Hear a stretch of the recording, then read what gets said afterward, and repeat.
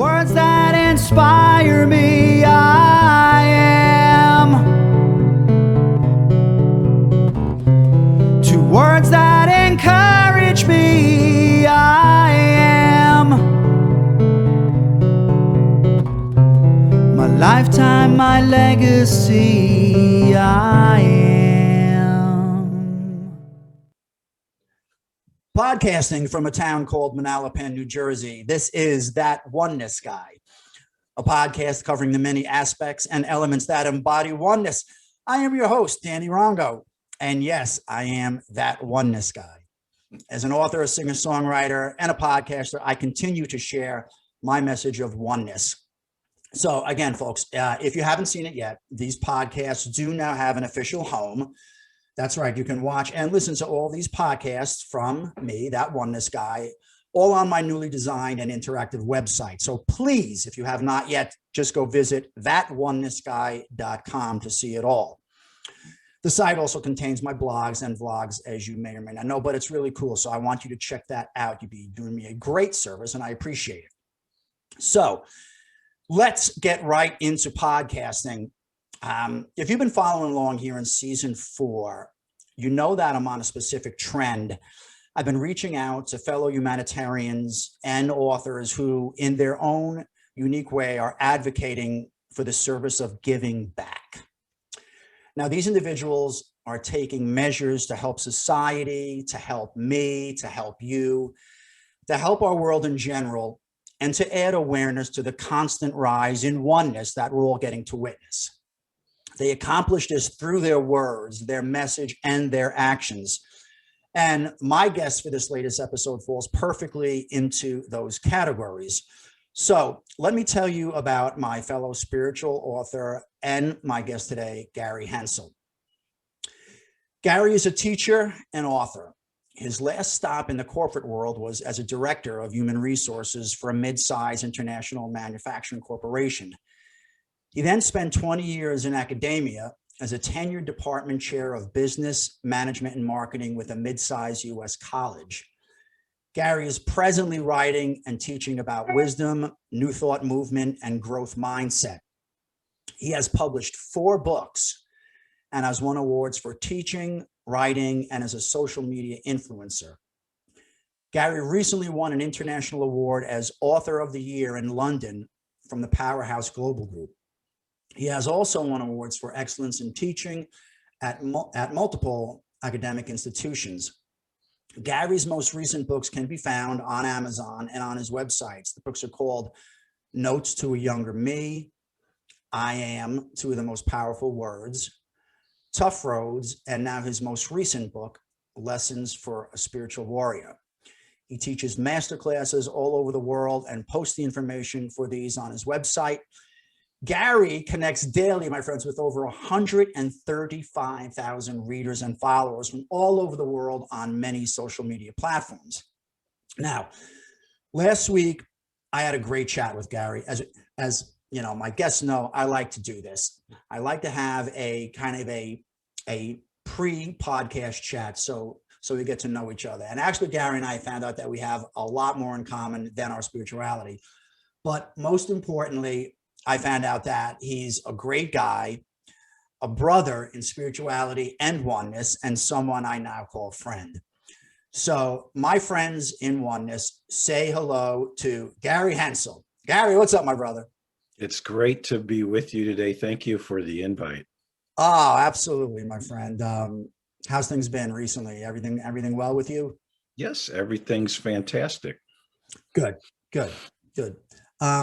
Gary, I think it's best if we start off. I like my listeners just to know the background, especially what brought you to where you are now as a spiritual author and a writer. And from what I see and what I know as a messenger, I consider you a messenger, Gary, and it's great. So I appreciate everything you do. And so why don't you give my listeners a background on how you came into this new life of yours?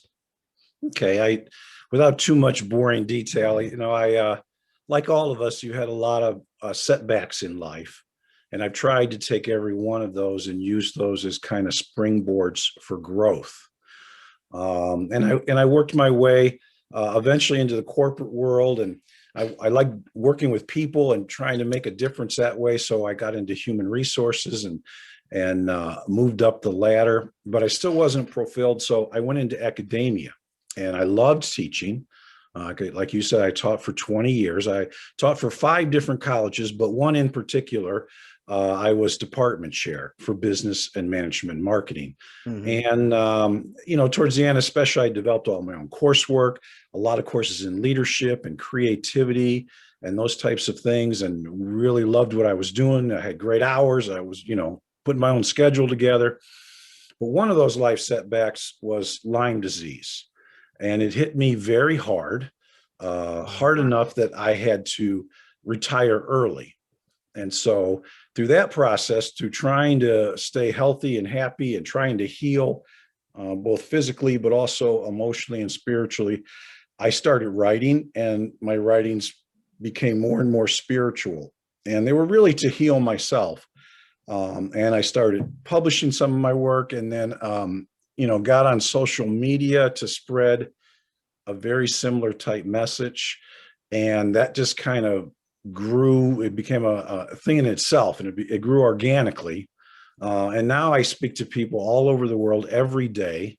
Like I was telling you earlier, just this morning, I did a podcast with a gentleman from Singapore. Wow. So that's great. You can use this technology to connect to people all over the world, and the technology and even social media has so many positive implications. Yeah, it does, because That's we how all we know met. too many of the, exactly, right? And because everyone's aware of the negative that like a lot of the platforms carry. But yeah, you're right. That's a good point. No. Yeah, and it's just like life. It's what you make of it. I use social media in a very positive way. It's always optimistic, always trying to help people. I never get into arguments. I don't get into politics. And I get to meet a lot of great people like you, that I would have probably never met otherwise. So, yeah, well, like I said, I recently came back into social media, like we talked about last week. And I would just keep seeing like a lot of your posts, and I love the path that you were on. And so I immediately started to follow you. And then I was like, something, this is a guy that I have to have on the show. Because like I said, especially this year, Gary, it's important for me to like to find like the fellow humanitarians, as I like to call them, because we're coming out of something that's got so much negativity and divisiveness attached to it. And by that, I mean, like we discussed, obviously the global pandemic. So to come across these individuals like yourself who were taking their time, writing stuff, spreading a message, spreading positivity, it just inspires me. And I'm not being inspired as a writer. I'm being inspired as a human, and I'm loving it, Gary. I'm loving it. There's so many people out there. Like I have a list here, like in my folder of, 10, 15 more people that I want to do exactly what I'm doing with you right now, because there's so many people in their own little niche, in their own little way, are just reaching out to try and help us all to move forward through what we've all gone through. Right? Yeah. And I try to only follow people that are putting out a positive message. And I found there's just a huge amount of people throughout the world, different nationalities, different ages, different religions, but they really do have a lot of hope and optimism. And I believe that as mankind, we are progressing. Yes. We are digging deeper into more of our spiritual self. And people will say, it's kind of like our hand's been forced almost, though, Gary, right? Yeah, like when you think about it.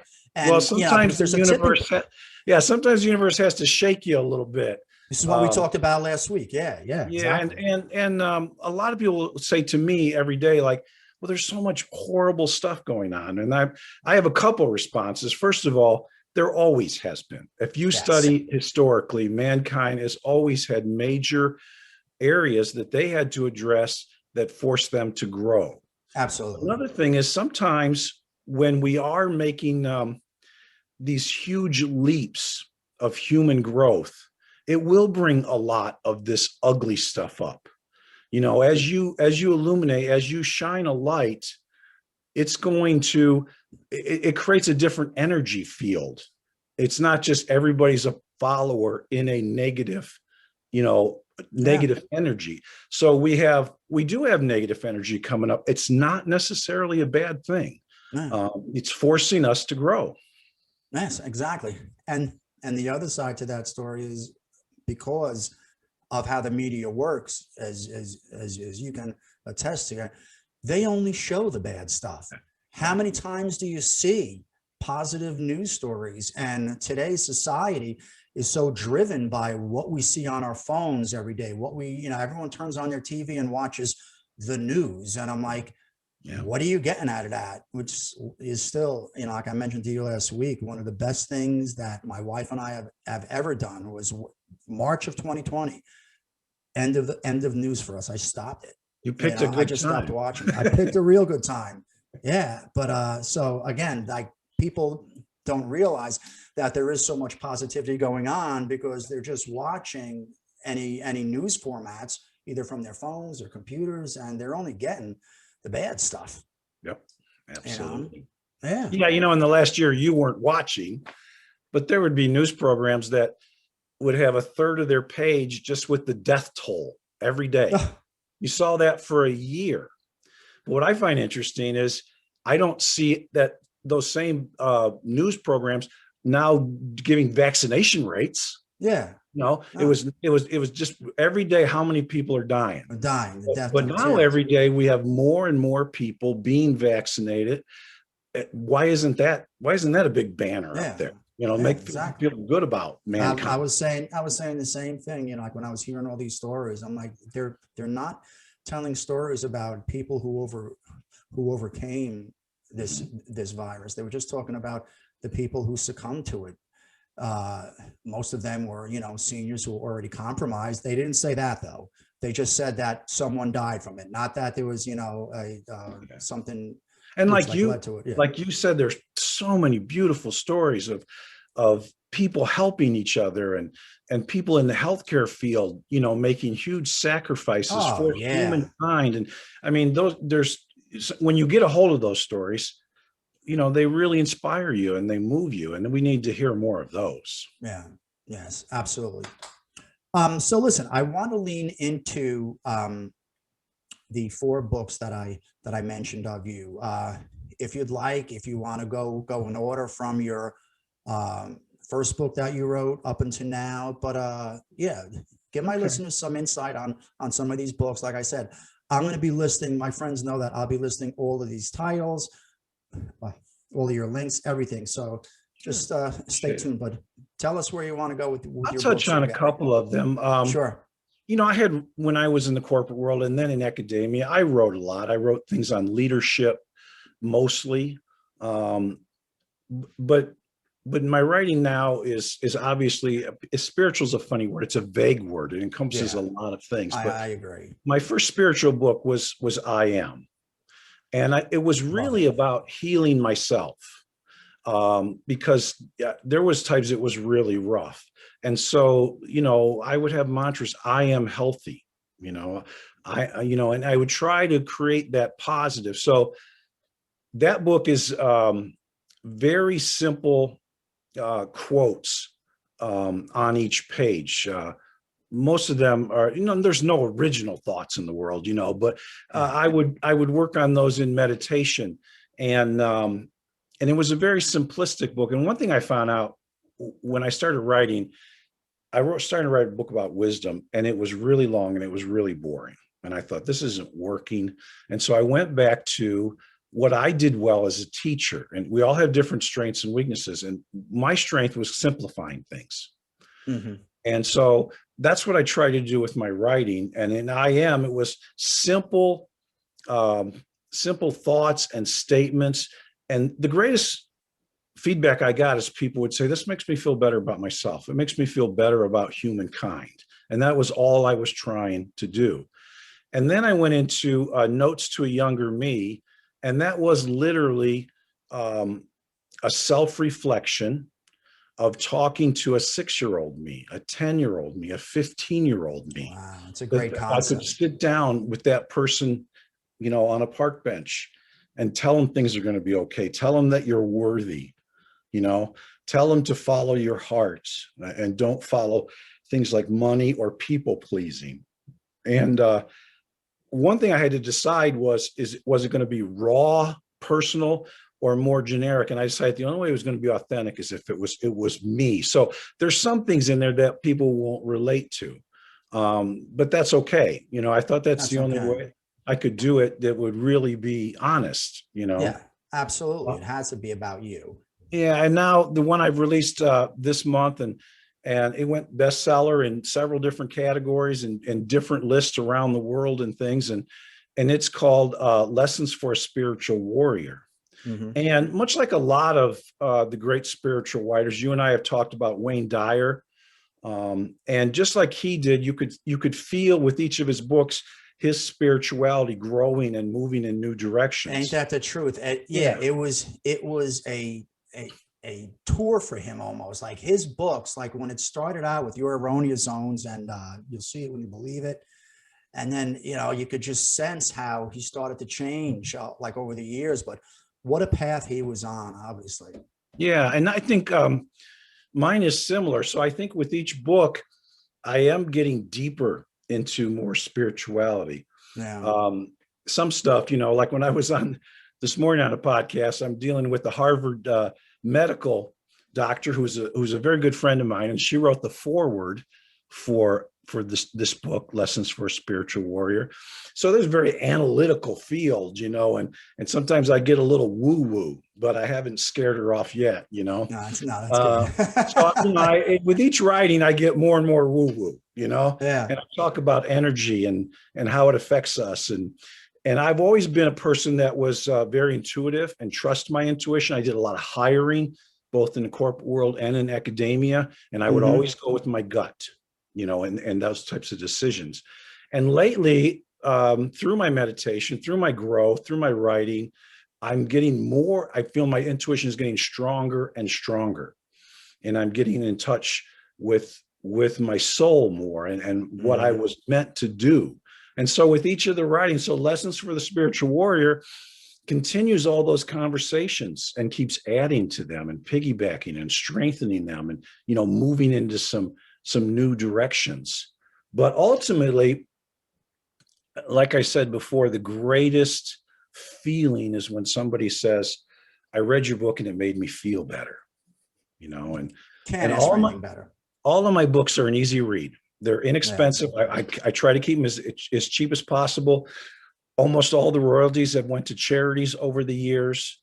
This book, we're sending copies of the book to prisons, homeless shelters, all of those types of applications. That's wonderful. As a donation to get those in the hands of people. Yeah.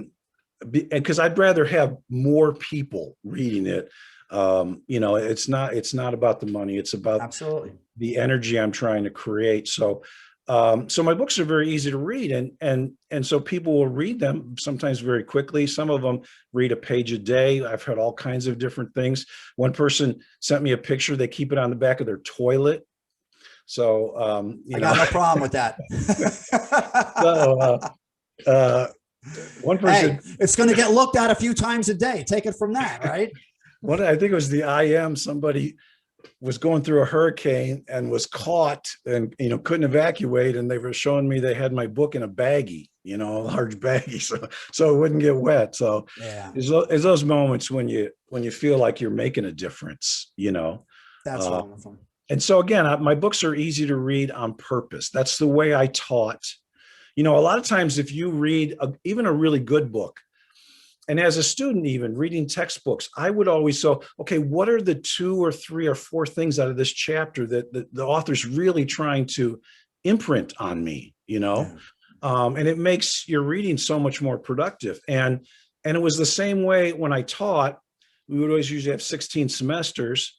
And many times if the class could leave with one concept that day, I felt like I did my job, Yeah. And the same thing, like at the end of the semester, there might be 15, 20 concepts that I wanted, not 150, Yeah. because we know that's not going to work with people. That's not going to stick. I would rather have a few simple concepts stick with you. So I was teaching a lot of managers. I had a lot of students that already had engineering degrees or medical degrees, and they were going back to get some management and leadership coursework, certification degrees, Mm-hmm. as they got promoted and things like that. So they were very knowledgeable, very intelligent. They brought a lot to the class. But I wanted them, like 10 years from now, they would be, thinking Maslow in their head, or Douglas McGregor's Theory X, Theory Y, or whatever it was, that would stick with them as something that they could use in their everyday. Yeah. Oh, that's beautiful. That's beautiful. I wanted to touch back on your I Am book for a moment here, as we spoke about last week. I obviously that those words mean so much to me as well, that I've referenced them in both of my books, and I actually have a song about it. In fact, the people who are listening to this podcast may or may not recognize, but the song that leads into my podcast is called I Am. But I know how much it means to me, for the fact that the power that those two words represent. Right, Gary? It's when, like, people can understand that those words are viewed as, in many religions around the world, as the name of God. So when you're saying I am, I always like to say to people, what do those words mean? You're saying I am. What are you saying? You're saying me. You're saying me. So could there be a better way to instill oneness? What I'm talking about then, those two words, knowing that your God is referred to as I am, because he wants you to say me, because he wants you, I say he, you can say she, whatever, energy. But the thought process there is to have you recognize yourself as one with God. And that's, to me, the beauty of the words I am. And obviously, when you follow it to what you said, your affirmations, people sometimes miss the simplicity of things like that, right, Gary? Like, how many times I can hear people, well, like over the last year, I'm afraid of COVID. I'm sick. I am not well. I'm afraid. When you say that, you're instilling that which you don't want, but you're making it part of you by, prefacing it with I am. They don't get that, right? Yeah, I am is an energy force in itself. Yes. And I like to say it's a sacred space.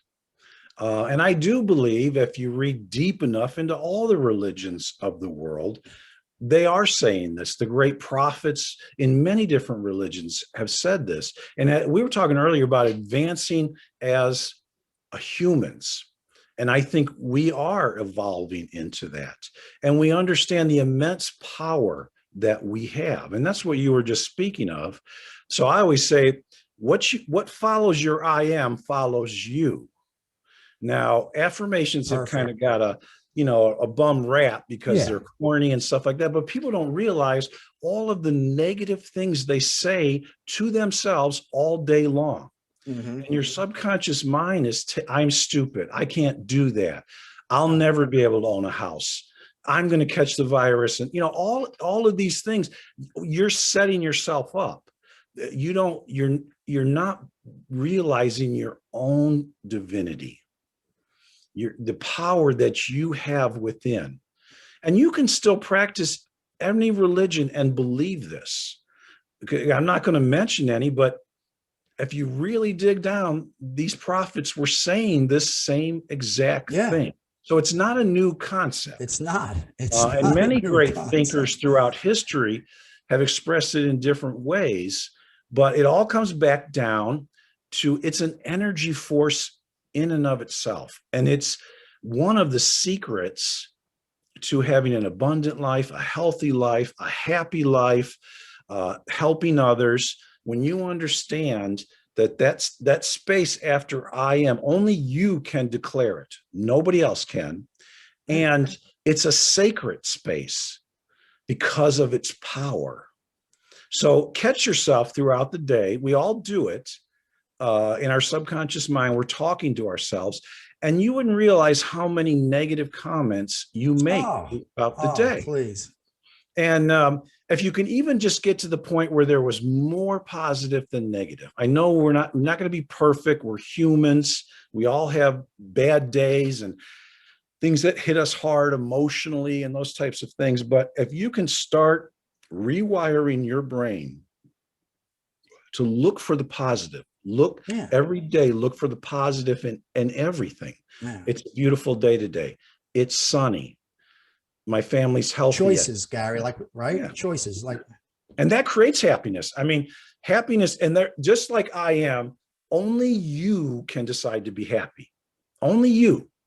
Yeah. Even in the worst, Viktor Frankl was living through the concentration camps, and he was writing his great work, Man's Search for Meaning. Yep.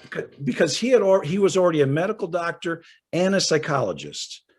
He was already successful when he went into the concentration camps, and he saw so many members, family members, friends committing suicide in there. It was, obviously we don't have to explain how horrible those conditions were. And it became the rest of his life, understanding that we need a reason to live. We need a purpose, and one story that he used to tell, and it was in several of his books, was he had a man who came to him and said, my wife died. We were married for 50 years. I loved her dearly. I'm in a deep depression. I've been to counselors. I've been to therapists. I've been on antidepressants. I've been to everybody, and I cannot get out of this depression. And he said to the man, well, how would your wife have handled it if you would have died first? And the man said, oh, no, she would not have handled it well. That would not be good. I would not want to see her go through that. And Victor said, And in that moment, the man now had a purpose for her death. He understood that he would rather carry the pain than have his wife carry the pain. Mm-hmm. And his depression broke. And that was kind of the cornerstone of Viktor Frankl's work, was we need a purpose, we need a passion, we need a meaning. We need to find purpose in every, so even when life hits you at some of the most horrible thing, death, serious medical condition, bankruptcies, divorces, job losses, all kinds of things. It's not easy. I'm not saying it is, but you need to find the gift in those moments. You need to say, okay, what is the universe or God trying to teach me? How does my path need to change? What is something good that can come out of this major setback in my life? And then through that, you start creating happiness, because we need purpose. We need a reason to get out of bed every morning. And that's why I started writing, because I was sick. I was in bed a lot for years, and I needed a purpose. And when I get to talk to somebody like you, or even just post something on social media, it gives me purpose. It gives me, it's my healing. Yeah, I always like to say that when we understand, there's thousands of quotes, but I always like to go with, there's no accidents in a perfect universe. So if we have that as the foundation, or one of the foundations from which we live by, then when you see what you may deem as, unfortunate or bad things, like you said, the joblessness, anything, divorce, it doesn't necessarily have to resonate to the debilitating level that it does with so many out there. And again, friends, like what Gary's just saying, we're not saying any of this is easy. It's not, but you have to know that you do have a choice on how you handle whatever you're facing in life. That's why I like to say, when we come from a foundation, knowing that if it happened, it had to be for a reason. Don't look too much beyond that, because you can drive yourself nuts. Why did she leave me? Why did he leave me? Blah, blah, blah, I always say, find the gift. Find the gift. Find the gift. Because there is a gift in it. There's Yeah. so many adages, like when one door closes, another one Yeah. opens. We've heard them all. And again, it comes back to the same thought process. Like, it's our journey. We're in control. Utilize words like "I am," if it helps you, because it does. Like you said, I was so excited. Like when I saw that you have a book, I said, "Gary's in. He's got a book called 'I Am,' man. He's my man." Yeah. Yeah, and so many people immediately turn to that negative, and I am empowers you. Yeah. We become less and less of a victim in life when we take that response, Yeah. and that scares people. One of the Yeah. reasons why people don't adopt what I'll just call an I am energy is because it requires responsibility. It does. You're Yeah. required for your own Yeah. happiness. You're Yep. required for your future. You're So it's easy, accountable. It's on it's you. easy to play a victim, and it's very addictive Yeah. to play a victim. Well said. As like we all know, we've like seen it throughout our acquaintances. There's always those people who just would tend to stick to that route and say, well, whatever. I'm like, heavy and overweight because my parents were. I'm like poor because I was born into a poor family. Like, yeah, you can look at it that way, but it's not serving you. It's not doing anything. You come from greatness. We all come from greatness. It's all part of our divinity. We either tap into it in this lifespan, or we don't. You know what I mean? Call it what it is. We have options. We have choices. Wayne Dyer used to say, and I love it. He says, we're all doomed to make choices. And that's the truth of it. When we look at it, Gary, right, from that perspective, like, you can wake up in the morning, to your point, what you said is, oh, it looks shitty outside. Oh, or hey, it looks great. I'm going to have a great day. You have that option. You could make it whatever you want. If it's pouring rain, you don't have to look at it from a sad and upsetting, thought process. You can look at it and say, I'm going to make the best of it. We all have choices. And to what you just said, a lot of people don't want to put that on their back. And that's what's sad, because the victim role, to your point again, is easier. It breaks my heart. And like we said, almost every major religion around the world, whatever form of God that takes for you, God doesn't want you to be sad and depressed and angry and hateful. None of them have taught that. No. So if you're on that path, even though you may be going to service on a regular basis and tithing, and you think you're a good person, but if you're running around angry at the world, then you've kind of missed the whole boat. Yeah. That's not what your religion is teaching you. And going back to the oneness, we understand that we are all one. Now, we're individuals, and we have different strengths and weaknesses, and we have different purposes throughout life, but ultimately we are all connected. And that's why it's not conceited to say, I am divinity. So people say, well, you're calling yourself God. We all are God. We all are part of, we all are. And so when we believe that everybody's equal, and everybody is loving, and we all are connected, then we start having a lot more empathy for people, a lot less judgment of people. We understand that people are on different paths and at different times. Everybody's not going to be. So certainly with my message, I don't try to force it on anybody. If you're not ready for this path, that's okay. This is the path I'm on. And I feel like I'm growing. I feel like I'm moving in a great direction. And if you're not ready for it, that's okay. Even if you're a close family member or a friend, or, you have your own path. Yep. Right. And even our children, I have 6 kids.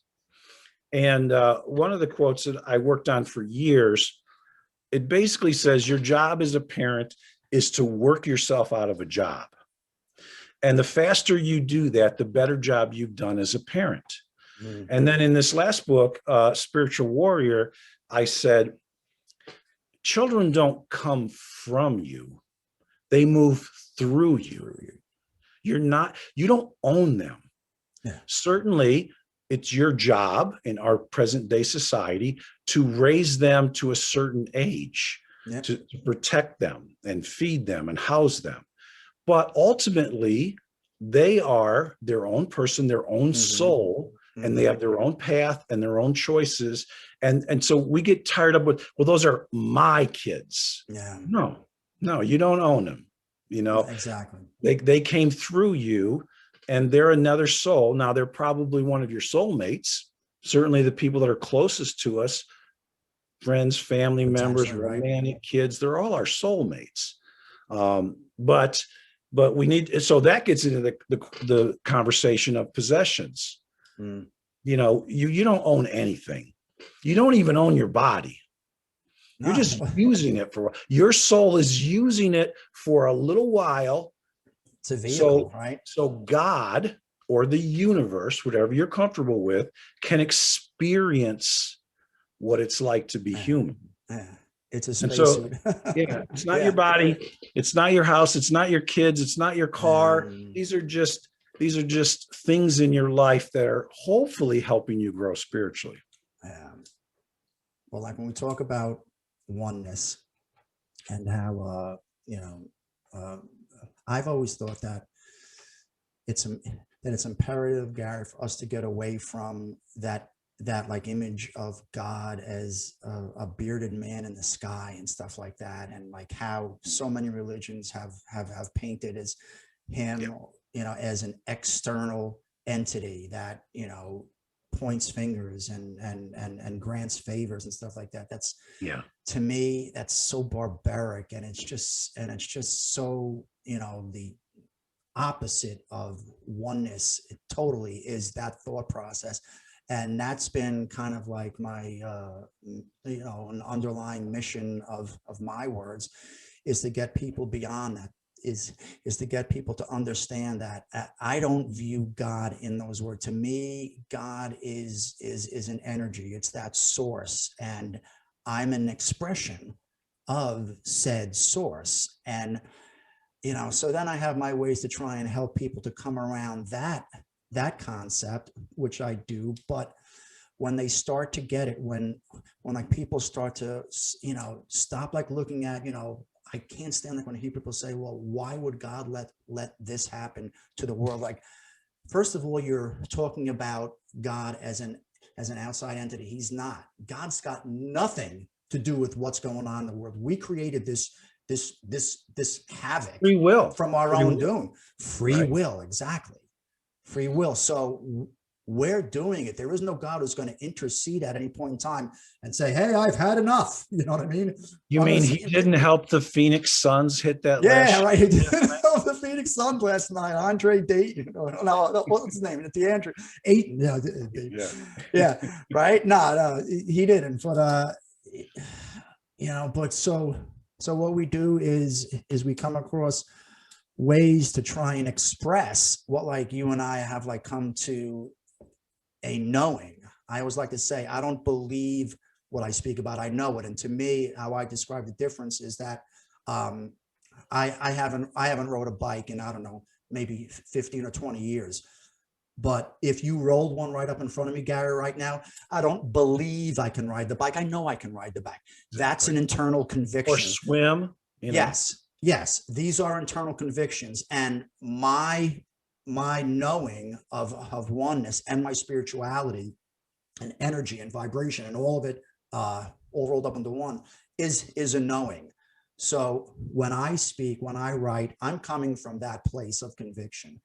And I guess that's why I still do it, because I'm compelled, as I'm sure you are as well too. It's a driving force. But to me, like I said, it's just so important to get people to get away from that external image of God, that separateness. That's our problem. We're one, we're an energy. You're just you're an expression of that energy. Just like a wave is an expression from the ocean. It's all the same. Yeah, I think it was Deepak Chopra that it was something like, I think he talked about like there's 7 levels of spirituality, and like organized religion is only level 2. Yeah. You know, because organized religion can be beautiful and certainly Yeah. So, but we as mankind, we make it confiding. We come up with all these rules and regulations, and things and so we start realizing there's more. And some people get upset because maybe some of the organized religions are losing membership. Yeah. But I don't think that's a bad thing. I talk to so many people every day that if you ask them what religion they are, they say I'm spiritual. Good. Oh, I And they're love it, beautiful Gary. people. Don't you love that? Don't They you? treat I people with love that. respect. They're doing positive, Yeah. optimistic things every day. And we don't need to go into a church or a temple. We Thank can you. walk in nature and connect with God. It's the same thing. And I mean, I've said it in those exact same words, Gary. You don't need to go to church. Like, I'm going to use my dad as an example. I love him to death. He's my hero. He's 87 years old. I And saw your by, post with him yes, the other day. and by the way, this Friday he's going to be getting his honorary high school degree Yeah, from yeah. Hoboken High School. So we are thrilled as a family. But as an example, like my dad, and he says every like Sunday morning, I'm going to church. I'm going to church. I have to pray for all of you. He says, I got to pray for all of you. I'm like, Dad, you realize that you do not have to go. I know what you say, but I'm like, if you like going to church, if it makes you feel good, that's wonderful. Go. What I say to certain people who feel that it's like it's a necessity that they have to, I'm like, you don't. You could be on the John and you could be as connected to your sources anytime during the day. Walking through nature, to your point, right? It doesn't make a difference. It just helps us when we think along those terms of trying to connect.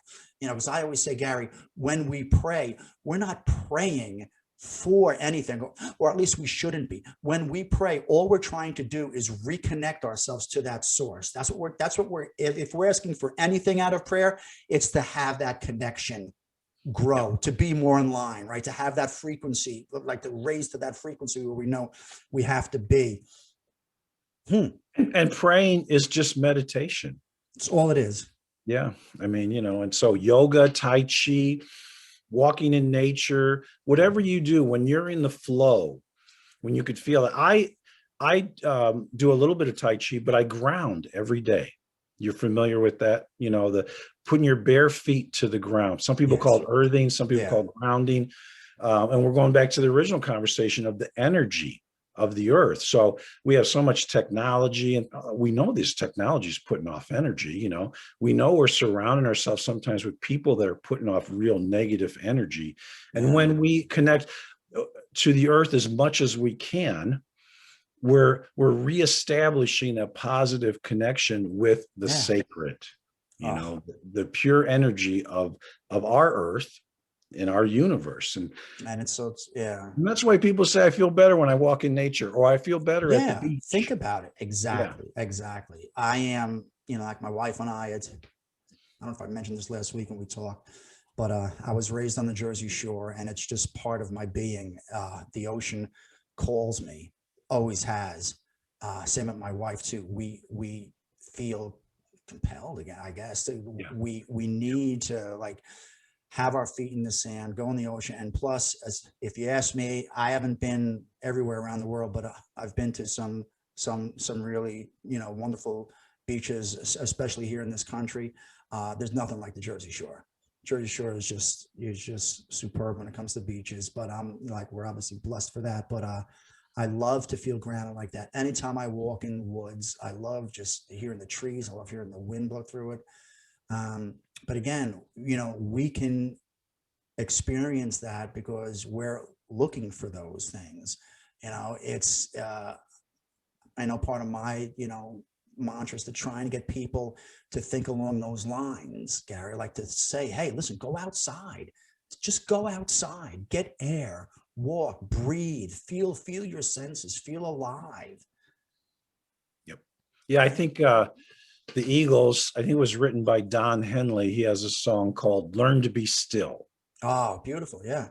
And that's a key piece to shut off the noise. Yeah. People think when they're walking in the woods, they need to have headphones on with music or something like that. Why? No, No, you don't. Yeah. And so when things are really hitting you in life, hard, and it happens to all of us, try to still yourself as much as you can, Yeah. and answers will come to you because you're reconnecting to the source, your source. Yeah. And you'll feel better and you'll get some answers.